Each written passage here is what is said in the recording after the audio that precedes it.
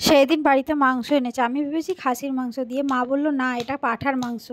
একবারই মায়ের হাতে পাঁঠার মাংস রান্না খেয়েছিলাম। আজকে মা বলল রান্নাটা তুই কর, দেখ কেমন লাগে। আমি বলছি আমি তো রান্না করতে পারি না পাঁঠার মাংস। মা বলছে আরে খাসির মাংস যেরকম রান্না করে সেরকমই রান্না করে দেখ। আমি বললাম ঠিক আছে দাও, এত করে যখন বলছো তাহলে আমি নিজেই রান্নাটা করি। সেই মতো লেগে পড়লাম একদম হাতা খুন্তি নিয়ে। মাংসটাকে তো ভালো করে প্রথমে ধুয়ে নিলাম, তারপর আলু পেঁয়াজ এগুলো কেটে নিয়েছি।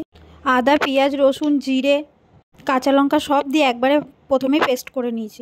আলুগুলোকে ভালো করে নুন হলুদ মাখিয়ে তারপরে ভেজে নিলাম। প্রথমেই তো আলুগুলো লাল লাল করে ভেজে তুলে নিয়েছি, তারপরে কড়াইয়ে আর একটু সর্ষের তেল দিয়ে পেঁয়াজগুলো ভালো করে ভেজে নিয়েছি কালার চেঞ্জ হওয়া পর্যন্ত। পেঁয়াজগুলো যখন গোল্ডেন ব্রাউন হয়ে গেছে তখন মশলাটা দিয়ে ভালো করে কষিয়ে নিয়ে তারপরে মাংসটা ঢেলে দিয়েছি। এবার পালা কষানোর। মাংস যত কষবে তত টেস্ট হবে।